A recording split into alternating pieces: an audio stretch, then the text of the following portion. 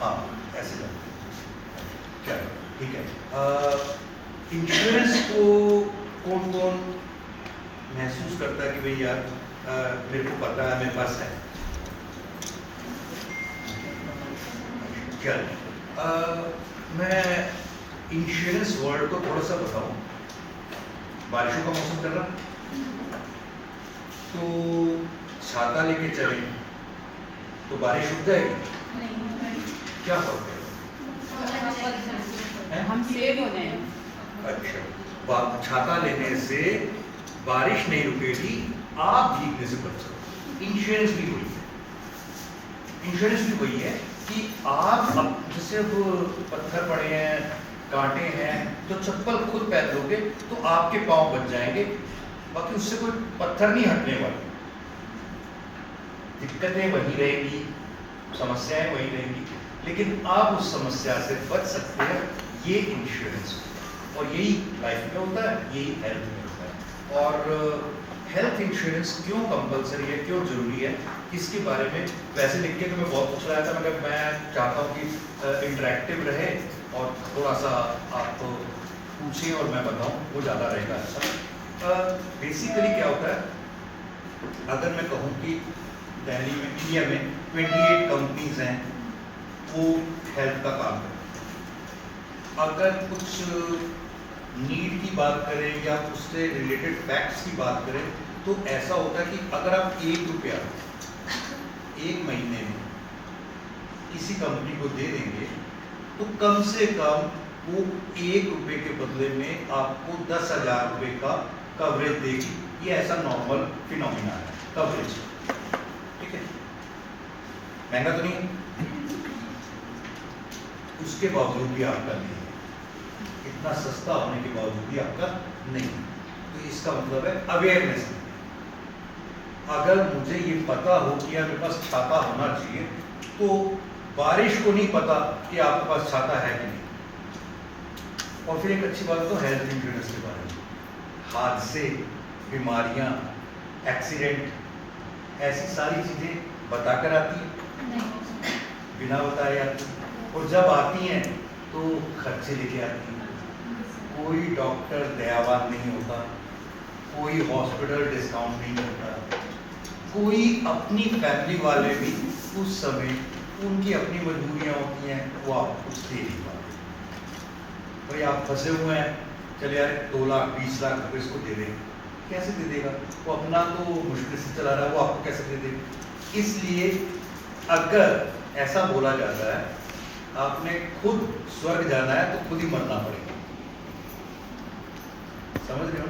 अपना प्रीमियम खुद भरना पड़ेगा, तब आपकी पॉलिसी होगी, ठीक है। इसमें क्या होता है आमतौर पर इंडिया की 28 की 28 कंपनी का रजिस्ट्रेशन IRDA के अंडर है। एक रेगुलेटरी बॉडी है जो बैंक्स को रेगुलेट करते हैं, उसको RBI कहते हैं।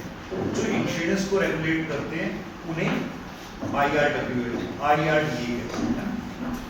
तो IRDA में जो 28 कंपनी लिस्टेड हैं उनमें से तकरीबन सभी का 90 to 99% क्लेम सेटलमेंट रेशियो है, यानी कि वो 90% से लेकर 100% तक क्लेम देते ही देते हैं। तो इसमें कवरेज क्या होता है? कवरेज ऐसे होता है जैसे आमतौर पे अगर आप नॉर्मली कराते हैं और छोटी एज में करा लेते हैं तो बहुत सस्ता पड़ता है, और जैसे जैसे एज बढ़ती जाती है, गाड़ी नई हो तो उसकी खराब होने के चांसेस ज़्यादा हैं, या जो गाड़ी बिल्कुल चल चुकी है, अब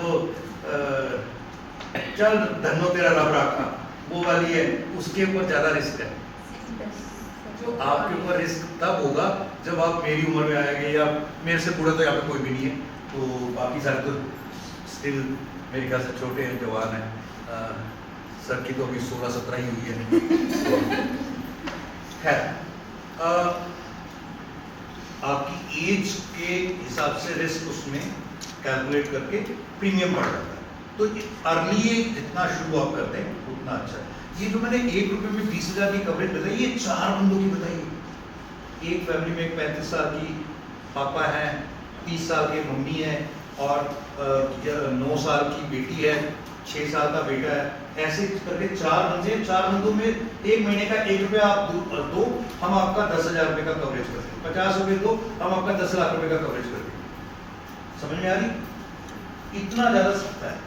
और भारत में ना ये 28 की 28 कंपनियां तकरीबन 99% मनमानी नहीं कर सकती। रूल्स हैं, रूल्स के अकॉर्डिंग इनको क्लेम देना होगा। तो आपका होना इसलिए भी जरूरी है कि आप में से कितने लोग ऐसे हैं जो डिनर या पार्टी वगैरह में 3 महीने में एक आध कोई पार्टी कर लेते हैं, छोटी मोटी जाते हैं, खाते हैं, है ना? कितना खर्चा आ जाता है? 2-4 हज़ार। एटलीस्ट साल में 4 पार्टी तो कर ही लेते होंगे, ऐसे डिनर कर लेते हो। इतना भी अगर कर लेते हैं तो एक आपके परिवार का मेडिक्लेम हो जाता है इतने में। ठीक है? अब इसमें एक टॉपअप और होता है। मान लीजिए आपने 10 लाख रुपए का करा दिया और डॉक्टर्स, हॉस्पिटल्स, बीमारियां कुछ पता नहीं लगता। आप जाते हैं और पता लगता है कि आपके यार तो यहाँ पे तो दर्द हो रहा था, वो जो गांठ थी ना, वो गांठ नहीं थी, वो कैंसर था। और वो कैंसर का एक बोल दिया कि आप पैट स्कैन करते हैं आप, और पैट स्कैन होगा तो आपका लाखों वाला मीटर ऐसे चलने लगेगा। थोड़े दिनों में पता लगेगा कि यार सारी हड्डियां गई, थोड़े दिनों में पता लगेगा सारा सोना गया, थोड़े दिनों बाद ये पता लगेगा यार वो कीमो कराना था, उसके चक्कर में वो द्वारका वाला मकान तो गया। तो ऐसी एफडियां और रिश्तेदार तो पहले ही चले जाते हैं, कहते हैं कि यार ये आप मजबूरी में है। तो ऐसी सूरत में आपका कोई एक टूल हो, कोई एक बैकअप हो, वो बैकअप है इंश्योरेंस। छोटे अमाउंट से इसकी रेशो काफ़ी अच्छी होती है कि मतलब 1 रुपये के बदले में 20,000 का मिल रहा है, तो रेशो इतनी ज़्यादा है कि आमतौर पर लोग बीमार नहीं पड़ते, आमतौर पर लोगों के एक्सीडेंट नहीं होते। आमतौर पर ऐसे नहीं आप तो कहोगे यार सर मैं तो बाहर निकलते ही देखा कि वो तो ठुक गया, तो उसको तो लेके जा रहे थे। आम मतलब अगर 1,000 लोग हैं तो 1,000 लोगों में एक को ही एक्सीडेंट हो रहा है, सबका नहीं हो रहा, तो इसलिए रेट सस्ता है। कवरेज, एज, डिजीज, हॉस्पिटल्स, ये सब कुछ आपको बहुत सोच समझ के कवरेज करना चाहिए। आपको कंपनी बहुत सोच समझ के चुननी चाहिए। कंपनी से भी पहले आपको एजेंट, एडवाइजर बहुत सोच समझ के चुनना चाहिए। ऑनलाइन, ऑफलाइन चुनना चाहिए कि नहीं चुनना चाहिए, ये मैं आपको एक वर्ड में बताता हूँ। आप जो जो चीज़ें देख सकते हो, मान लीजिए आपने शर्ट पहनी, अपने शूज़ पहने, ये देख सकते हो, फील कर सकते हो। ऐसी कोई भी चीज़ लेते हो और जिसकी पेमेंट एक ही बार में करनी है, वो सारी आप ऑनलाइन लो। बेशक जिस चीज़ को आप फील ही नहीं कर सकते, टच ही नहीं कर सकते, इनटेंजिबल, इंश्योरेंस को टच कर सकते हो। उसके रूल्स हैं, उसके कॉन्ट्रैक्ट हैं, उसके कंसिक्वेंसेस हैं, वो आपको तब पता लगेंगे जब वो 2 साल, 3 साल, 5 साल बीत गए। तो 3 साल, 5 साल बीत के होने वाली चीज़ों को आप ऑनलाइन के तरीके से कर लेते हैं और उसका कस्टमर केयर नंबर आ रहा है हैदराबाद का, किसका कान पकड़ दो, हैदराबाद वाले फोन ही नहीं उठा रहे। तो वो चीजें थोड़ी सी दिक्कत है, इसलिए ऑनलाइन थोड़ा सा एडवाइजेबल इसलिए नहीं है। अगर आपको लग रहा है कि वो चीजें आपको फिजिबल है, then go for it. Then जो चीज के कंसिक्वेंटली पेमेंट जानी है ईयर दर ईयर, तो उसको भी आपको ऑनलाइन नहीं लेना चाहिए। अब एक बार पेमेंट की, एक बार चीज आगे खत्म हो गया ना, अब इसमें तो हर साल जाएगा। जिसका हर साल जाना है, अरे यार तो मैंने गलत खरीद दिया, इसमें तो पेमेंट बहुत ज्यादा जा रही है, इसमें तो ये कवरेज ही नहीं है, कंसिक्वेंसेस बाद में पता लगेगा। और बाकी मेरे ख्याल से जैसे व्हीकल का इंश्योरेंस कंपलसरी है इंडिया में, वैसे ही हेल्थ इंश्योरेंस और लाइफ इंश्योरेंस भी बाकी कंट्रीज में तो कंपलसरी है, आपके यहाँ भी होना ही चाहिए। मेरे पास बोलने के लिए, बताने के लिए बहुत सारी चीज़ें, एक लाइव एग्जांपल देता हूँ। बैक डेटिंग इसमें नहीं है। बैक डेटिंग क्या होती है? आपने इंश्योरेंस कराया और उसके बाद कुछ होता है तो वो कवरेज होती है, लेकिन आपका गाड़ी आप टूट गई और अगर घर ऐसा कि कल की डेट में मेरी गाड़ी का या मेरा इंश्योरेंस कर दो, ऐसा नहीं।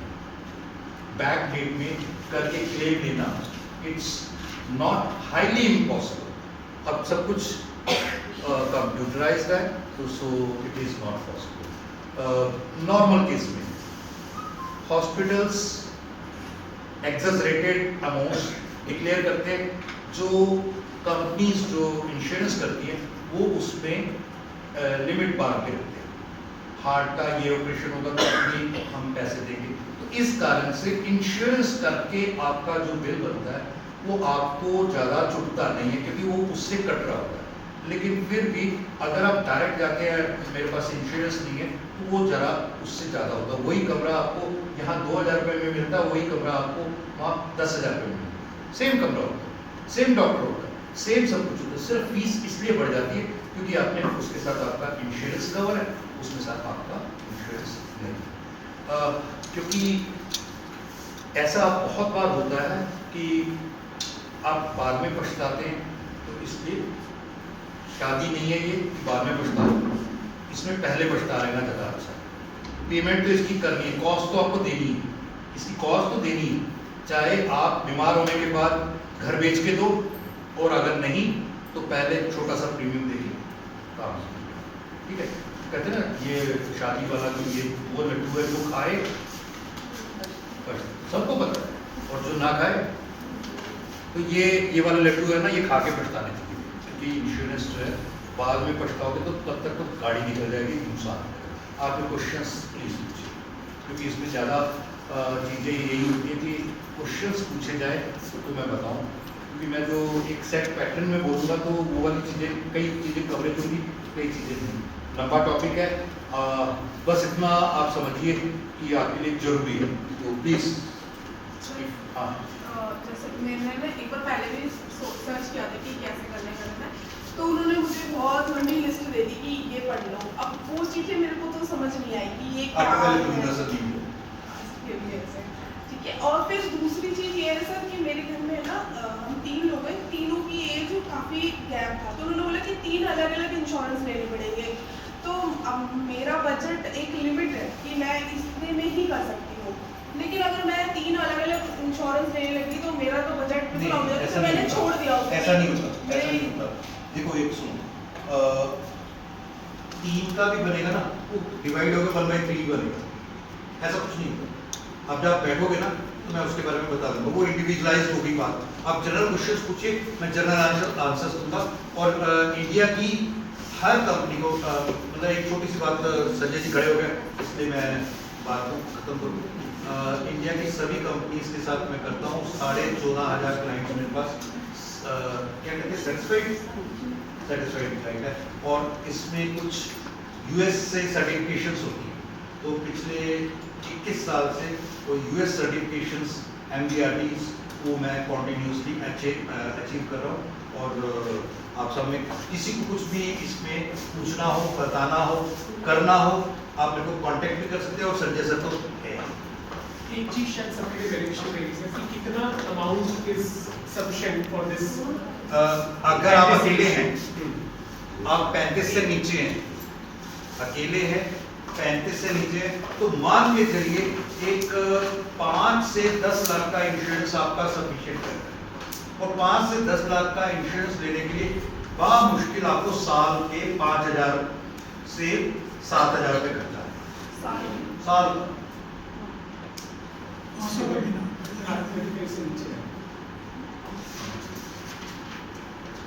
नॉर्मली तो यही। और अगर आपने गलती कर ली है, वो लड्डू खा लिए और उसके बाद आपकी एक पति या पत्नी भी हो गया, तो 1-2 बच्चे भी हो गया चंडाल, तो उनका भी संभालना है, अपना भी करना है, तो फिर मान लो कि 50 रुपये महीना, 50 रुपये महीना, 50 रुपये पर डे, 1,500 रुपये पर महीना पर मंथ। जैसे जैसे एज बढ़ती जाएगी वो प्रीमियम बढ़ता जाता है। गाड़ी पुरानी हो गई ना, इस तरह से इसमें उल्टा You want to ask any question? हाँ जी। हेल्थ इंश्योरेंस में ऐसा होता है कि जिसकी पहले हेल्थ इशू होती है या फिर कोई बीमार होती है, उनका नहीं होता। हाँ, मैं इसमें एक टेक्निकल अगर आप अलाउ करें, 4 चीज़ें होती है।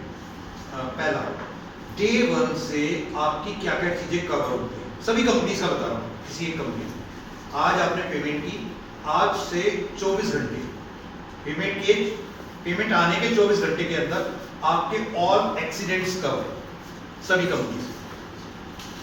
जैसे ही आपकी पेमेंट क्लियर हुई 30 डेज बीते, all infections and inflammatory disease cover, मतलब बाहर से होने वाली हर चीज कवर, चाहे वो कोरोना है, कुछ भी बुखार है, एवरीथिंग जो बाहर से होता है वो सब कुछ कवर।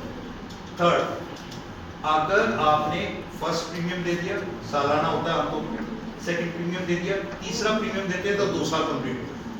दूसरे साल के बाद ऑल वाइटल ऑर्गन्स कवर, मतलब अंदर आपके 8-9 ऐसे ऑर्गन है, हार्ट, किडनी, लिवर, लंग्स, वो सारे के सारे कवर। इसके अलावा आपकी जो आप सम एश्योर्ड लेते हैं उस सम एश्योर्ड का 2%, मान लीजिए आपने 10 लाख की इंश्योरेंस कराई तो 2% ऑलमोस्ट 20,000 तक का रूम आप ले सकते हैं, जिसमें डॉक्टर्स की, नर्सेस की, वेंटिलेटर्स की जो भी फीस है वो उसमें आती है। एंड जो आपने पूछा एक्सक्लूजन्स क्या कवर नहीं हुआ, मान लीजिए कि आपको आज पहले ही बीपी या शुगर है, बीपी या शुगर तो कोई बीमारी नहीं है आमतौर पर, लेकिन हर बीमारी की जड़ यही है, तो इसलिए इनका होना आपके प्रीमियम को बढ़ा देगा। और अगर आप डिक्लेयर नहीं करते और बाद में पता लगता है कोई भी चीज बाद में पता लगता है तो वो फिर आपका क्लेम डिक्लाइन होगा। और कोशिश ये की जाए कि अपनी हर चीज सच बता के आराम से कराए, कोई बहुत ज्यादा नुकसान होता है। मेरे ख्याल से आपका क्वेश्चन हो गया कि नहीं, कुछ और भी बताओ। हाँ जी सर, जैसे मैं अगर अपने नाम का कोई ऐसा इंश्योरेंस लेती हूँ, क्या उसमें बच्चे भी कवर होती है, उनका अलग लेना पड़ता है? नहीं, बच्चे किसके बाहर के हैं? नहीं, मेरे के। हाँ तो फिर जब आपके हैं तो आपके साथ ही कवर होंगे। अगर 25 साल तक के बच्चे हैं तो आपके साथ ही कवर। 25 साल मतलब ये पूरे भारत में ही होता, पूरी दुनिया में कहीं नहीं होता। वहाँ तो छोटे छोटे बच्चे होते हैं तो वो इंडिपेंडेंट होते हैं। हमारे यहाँ 25 साल के बच्चे कवर है आपके साथ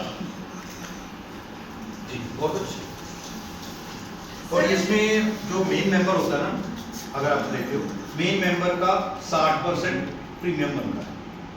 मेन मेंबर जो भी आप लेते हैं हस्बैंड या वाइफ, 60% प्रीमियम उसका जाता है और 40 पैसे में 30 पैसे तकरीबन 25 से 30 पैसे वाइफ का हो जाता है और बाकी के बच्चों का टोटल 10% बनता है। ये कैलकुलेशन आती है फ्लोटर का मतलब होता है फैमिली। और अगर आप इंडिविजुअल लेते हैं तो एक, जैसे आपके मैंने पूछा मैथ्स में कितने मार्क्स हैं, इतने SST में, ये हो गया इंडिविजुअल। और अगर मैं कहता हूँ कि आपकी 10th क्लास में कितने मार्क्स हैं तो वो हो गया फ्लोटर। ठीक है सर, मेरी एक बात। क्वेश्चन और है। हाँ सर, जैसे कि आपने बताया कि 10 साल का या 10 लाख का है मेरा कवर। अब सपोज कोई ऐसी ऑल सडन ऐसी बीमारी आ गई जिसमें मेरे एक ही वन टाइम में 10 लाख रुपीज़ मेरे यूज हो गए, उसके बाद क्या? हाँ, ऐसा कवरेज है अलग अलग कंपनीज और अलग अलग चीजों में। जैसे मान लीजिए आपने 10 लाख का लिया और 10 लाख में वो 30 लाख फ्री दे रहे, 10 लाख में 30 लाख फ्री दे रहे। कैसे 10 लाख कंप्लीट हो गया तो अभी साल नहीं बीता तो आपको 10 लाख अपने आप और आ जाएंगे फ्री में। ये कंपनीज और प्लान्स के हिसाब से अलग अलग होते हैं। तो सर ये एक टाइम पीरियड के लिए ही भरना होता है या फिर ये लाइफ टाइम चलता है? सारी जिंदगी देते रहो, जिंदा रहोगे तो देते रहो और मिलेगा कुछ नहीं सिवाय क्लेम। आप ऐसा मत कहना कि कल को भाई मैं तो LIC में जो पैसे देता हूँ उसके बाद एक टाइम के बाद मुझे 10 साल के बाद 20 साल के बाद कितने पैसे मिल जाते हैं, इसमें वापस कुछ नहीं आता, वापस सिर्फ क्लेम आता। सर एक चीज ये, जैसे पहले से हमें पता है कि हार्ट की प्रॉब्लम है या पथरी है, डिक्लेयर करना तो डिक्लेयर कर दिया तो फिर मतलब उसका इलाज कब से स्टार्ट हाँ वही है, उसमें डिक्लेयर कर दिया तो आपका एक तो प्रीमियम थोड़ा सा चेंज हो जाएगा और दूसरा पीरियड बन जाएगा, मतलब 2 साल का 3 साल अकॉर्डिंग टू बीमारी। मतलब तो उसके बाद ही हम मतलब या नहीं उसमें एक और भी सिस्टम है कई कंपनीज में। मान लीजिए पहले दूसरे कवर करना चाहते हैं, प्रीमियम और बढ़ जाएगा। आप चाहते हो कि ये मेरी बीमारी है मगर इस बीमारी के साथ मुझे चाहिए, तो थोड़ा सा प्रीमियम बढ़ जाए। और अगर जैसे कई लोग होते हैं 1-2 साल बाद अगर उन्होंने किसी 1 साल में नहीं लिया तो मतलब दोबारा प्रीमियम कंटिन्यू कर सकते जैसे हैं 1 रुपए की आपने पॉलिसी ली, 1 रुपए की पॉलिसी 1 रुपए 10 पैसे की या 1 रुपए 25 पैसे की हो गई, मतलब आपकी पॉलिसी के पैसे तो उतने ही जा रहे हैं लेकिन उसकी कीमत सम एश्योर्ड बढ़ता चला गया। नो क्लेम बोनस, यानी आपने क्लेम नहीं किया तो आपके एक्यूमुलेट होते जाएंगे, अमाउंट बढ़ता जाएगा। जो हम पेमेंट करते हैं वो भी बढ़ता जाएगा। वो नहीं, वो तो अकॉर्डिंग टू एज है। अच्छा, तो एज के अकॉर्डिंग बढ़ता रहता है। ठीक है, किसी को कुछ समझ में आया? किसी को कुछ समझना है? नहीं, किसी को कुछ समझ में आया? नहीं आया ना? मुझे भी लग रहा था किसी को कुछ समझ नहीं आएगा।